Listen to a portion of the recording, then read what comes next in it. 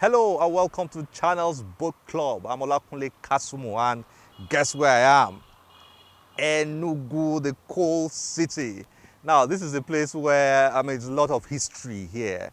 It's a city that used to be known for the tremendous amount of coal discovered, mined from here and exported from here. Now let me tell you one interesting thing about this great city.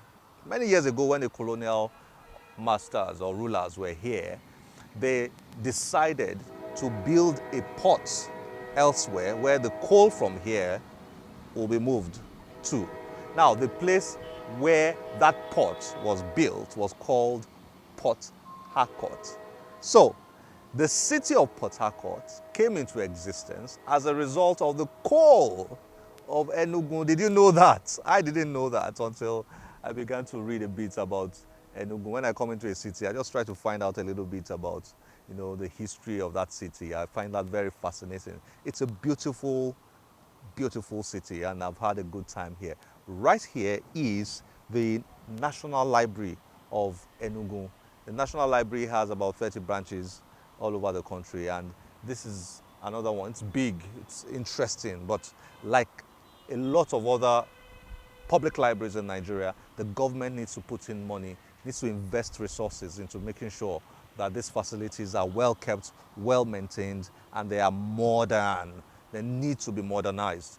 And so I really wish that the government in Nigeria will begin to look at facilities like this. The city of Birmingham built a library worth 189 million pounds. And the reason for building that library was simply to make a statement that knowledge and education are very, very important. It's one of the most beautiful libraries in the world. So it's something we can replicate here in Nigeria. Behind me is a gentleman whose name I don't know. I don't know who he is. Usually there's a story behind works of art. I've been trying to find out what's the story behind this chap, but nobody seems to know. But he looks very confident, very visionary, and of course very knowledgeable considering the books under his elbow there. I wonder who he is and what the story behind this guy is. But the sculptor, his name there is Isiaka Oshunde, but it's a beautiful sculpture, very nice sculpture.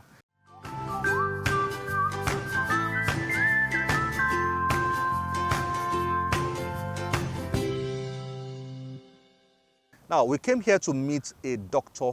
Clinton Kalu. If you've never heard of that name before, time to hear about it. It has a fascinating story, amazing story. For 27 years, he was incarcerated, he was imprisoned wrongfully. The courts eventually proved that his case was a case of wrongful conviction and he was freed. He's a free man right now, but he spent 27 years in jail after being wrongfully convicted. It's a heartbreaking story. But while he was in prison, he was a very inspirational person. He found out that books and reading sustained him and kept him strong and kept him intellectually sharp. And because of that, he was encouraging and it was sort of like an activist in prison. So it was all about trying to build libraries and make books accessible to other inmates. And while he was being moved from one prison to another, he was doing that in each of the prisons that he visited. And so he became a very inspirational figure. We're here to meet with him in line with the National Library of Nigeria's National Readership Campaign Program. Dr. Clinton Kalu will tell us a bit of a story. Enjoy this.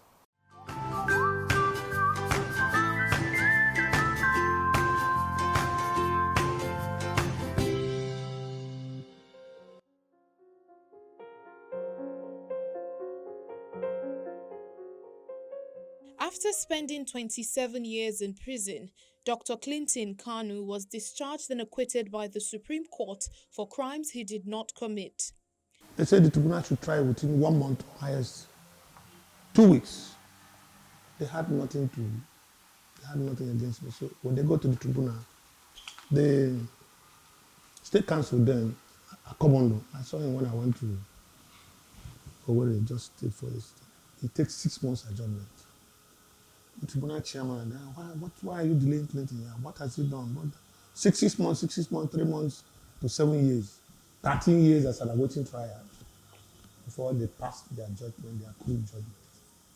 And then 14 years on death row waiting to be killed by the hangman. Prison life was difficult for the young lawyer who never thought he would spend the prime of his life in prison. When they condemned me and took me to that side, that was hell because I had to sleep in a room with 4 guys.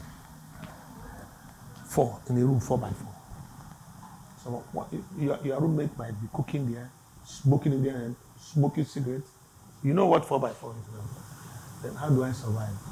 I was hypertensive, I was diabetic, I was having stress. I've never lived in the environment I was living before, you know. All those things culminated to a lot of things. But God was always with me right from the outset. So by the time I got to Pinnacle Prison, I felt my own was finished. I woke up one night, I asked my God, after giving me all these educations, I come from an average home, is this the way I'm going to waste? So something happened somewhere along the time. I was allowed to use radio because I had some problems. And when I went to the psychiatric unit, they said they should allow me to play music, otherwise something's going to get wrong. But Clinton had always been in love with books, and that was to become a key factor in his survival and productivity behind bars. Somebody who comes from a very insignificant home, and was able to be taken to London in those days and understood what knowledge was, and he was asked to give his children the best. So right from my cradle, my father speaks and tells me that knowledge is power. And with that, I grew. In fact, some of the things my mates used to do, I didn't do it because my father cased us to focus on books. So I read a lot of books from my father's shelf, right from when I was small. And with that behind my mind, my father told me it is good to go for academic knowledge and understanding. He wanted me to be a medical doctor, but I wanted to be a tax collector. I was the irony of it. It did not take him long to begin to observe an important need in the prison facility: the need to have vibrant libraries. I have a very small library, where he just kept it, but I felt that I would want to read. So by the time some brothers started coming into the library, and on one of questions, Jarman, the Controller General, came and I told him, he said, yes, that would be good. He said, that would be good. And then they produced a library. And I was almost in this library every morning, every afternoon. I eventually was going through books, spiritual books.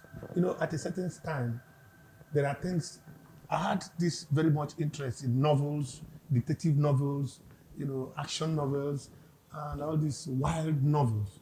And then you come to the knowledge aspect of it. I was no more interested in secular knowledge. While in prison, Clinton studied hard to earn himself 2 master's degrees, 2 PhDs, and 1 honorary degree. Clearly, reading and books changed his life in prison. Had very powerful influence on my person. It changed me for myself. It changed me for whom I am. It changed me also for the anger I was bearing. And it normalized a lot of things in my mind. I was just fulfilled. It's a pleasure reading books. Books. You don't have any reason why I shouldn't read. If we in prison could read, you don't have any excuse why you must not read. You don't have any excuse why you must not achieve academic laurels, because now they have correspondence program everywhere. So there's nothing that we should be told. We in prison, you don't have chance, you don't have space, nobody gives you time, nobody allows you everything because of security. Even for the fact that you read to get knowledge. But when you get knowledge, you start looking for what you are entitled to.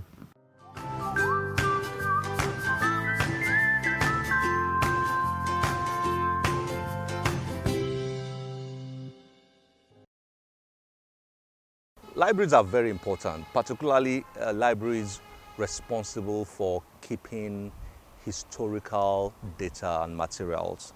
I said earlier about the Library of Congress in the US, where there are over 32 million volumes of books, and a lot of historical materials are stored in that library. And in Nigeria, organizations like or institutions like the National Archives and the National Library are very important because they are meant to keep the history of the country. Therefore, the government of the country should invest lots of resources to make sure that such history are well kept. I mean, for somebody like me who is a lover of history, when I walk into such organizations or institutions and I'm digging into history, I'm always so excited. It's always so much fun. Now, before we came to Enugu, we were in Abuja, where we visited a library where I had such an experience. Enjoy this.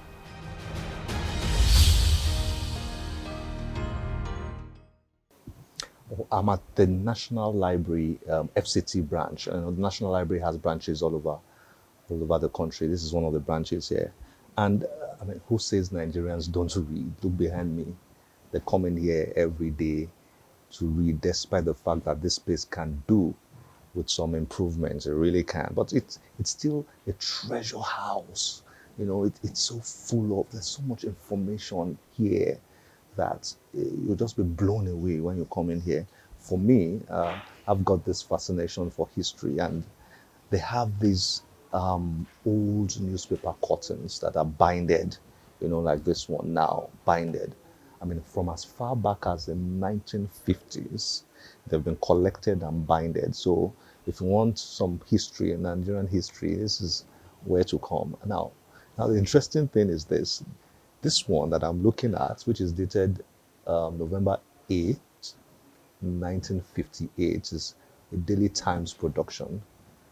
Now, interesting thing is they were discussing some of the things we are still discussing in Nigeria today. Now, this one, the headline here is How the Police Force Will Be Controlled. Can you imagine? Are we not talking about how the police force will be controlled in Nigeria today? Now, let me read. You find this interesting.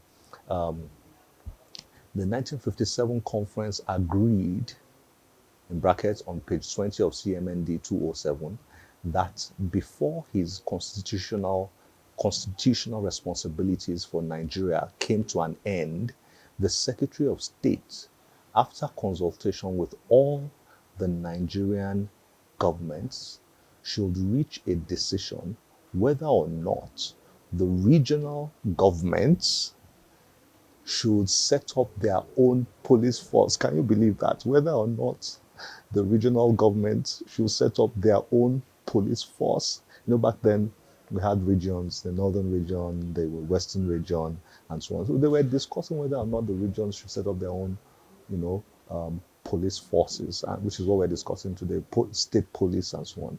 This is November 8th, 1958.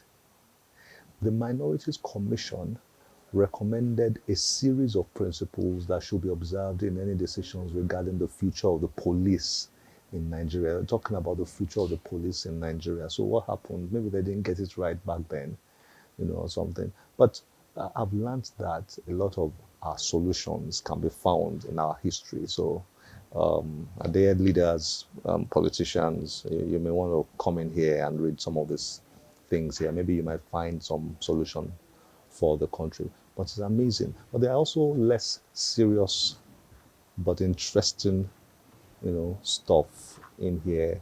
I find very fascinating the cartoons, the old cartoons. This is one. This is an advertisement here. Like we see some of these advertisements in Nigeria today. No more gray hair. I think I might need that. No more gray hair. African mixture. Okay, so here, the guy is saying, if you buy his product, you'll be all black. Okay, so lots of very interesting, and just look at this car advert. Capital. Might not be a bad idea to drive a car like this in 2020 in Lagos. Capital. Salute the new Capital. Look at that. Old. I mean, so it's really fascinating. And they've got They've got lots and lots of this, up in the section upstairs. So I'll just leave this and walk around a bit more and just have a feel of the library here.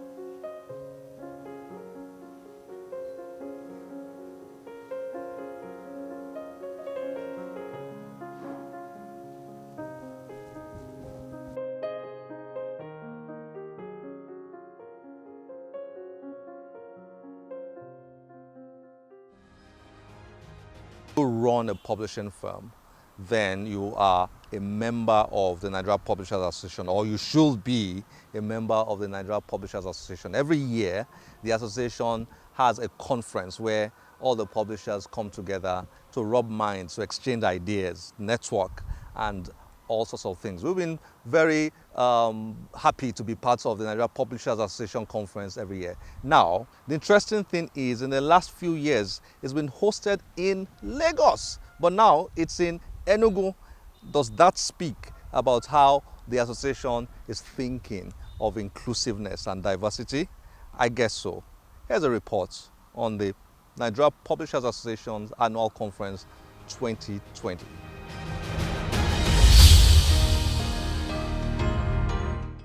Yet another successful year in publishing, especially during COVID-19. Despite the challenges of dealing with the COVID-19 pandemic, the Nigerian Publishers Association recently held the 55th edition of its annual conference in Enugu, popularly known as the Coal City. The event had in attendance dignitaries from across the country and key stakeholders in the book sector. I heartily welcome all on Sunday to this 55th annual conference and general meeting of our book association, which is really bring all notable publishers, stakeholders in the book and knowledge sector in the country together to chart a new course. This year's conference was themed Re-strategizing to Strengthen Nigerian Publishing Companies to Meet Future Challenges. But we have to place emphasis. Early childhood education, reading culture. We think, even listening to radio now, people look at various channels that appeal to people. There are people audio. I think this aspect that people have to look at in Nigeria.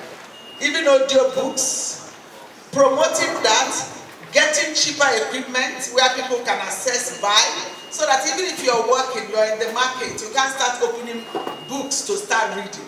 You tune in your audio, you can read even one novel in a day. We look at cooperative, we look at women farmers, we look at also now with the COVID again, they are introducing some classes. But these are areas also that if you develop, I know you talk of issues of copyright and all of those are sorted because new technologies, these are fast evolving. The special guest of honor, the Executive Governor of Enugu State, His Excellency Ifeanyi Ugwuanyi, who was ably represented by the Commissioner for Education, Professor Uche Eze, also graced the occasion. I'm here to send His Excellency's sincere greetings to the Publishers Association of Nigeria for organizing this very important conference. This conference is especially important because I'm sure it is geared towards improving the processing and dissemination of knowledge. The authors will write,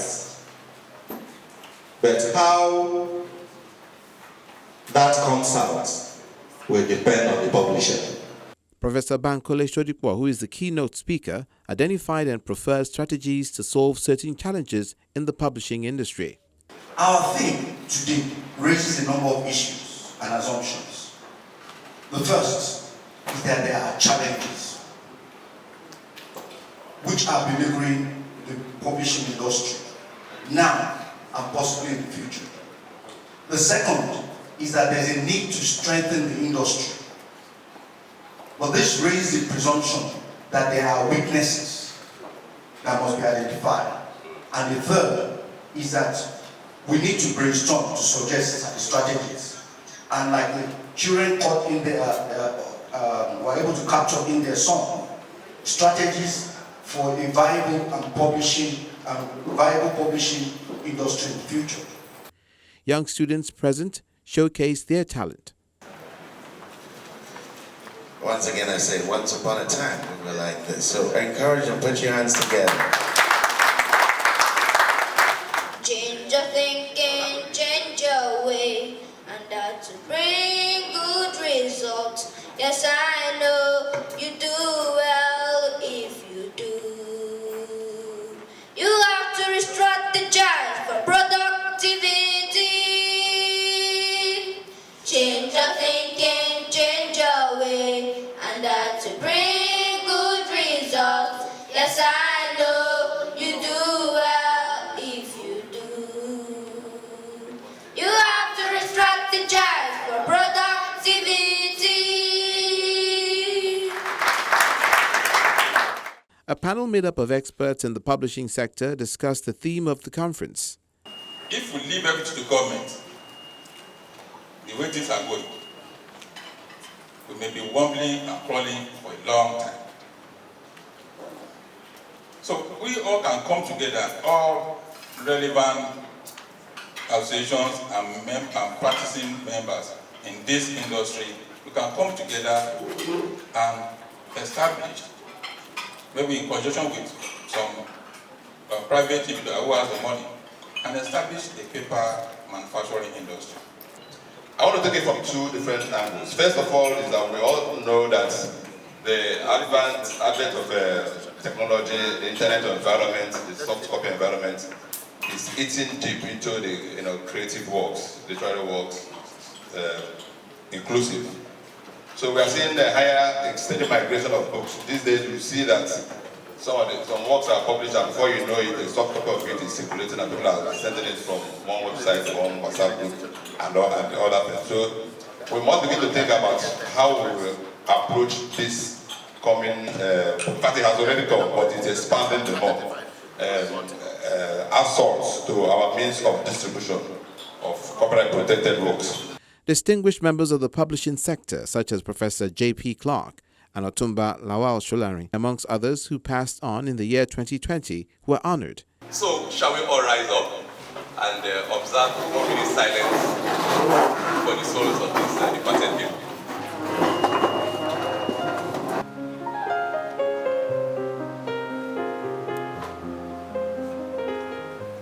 May the souls of the departed rest in perfect peace. The conference was followed by the annual general meeting of the association 24 hours later, where a new president and executive council members were elected. Basically, the first thing I want to do is to do something different from what is obtained in the political climes, especially in Nigeria, where you abandon projects started by a predecessor. There are a lot of key projects started by the past executive. I'll be challenged to ensure their full completion as early as possible, because I've been part of that executive. And the success of that executive has also been my success. To abandon any of those projects will be uncharitable. That's one. The other is to quickly bring a sense of unity and understanding to the MPA.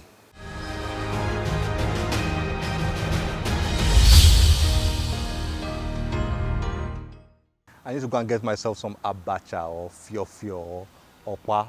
I hear they're absolutely delicious here in Enugu. As always, my name is Olakunle Kasumo. Remember, one great book can change your life. I ain't got now.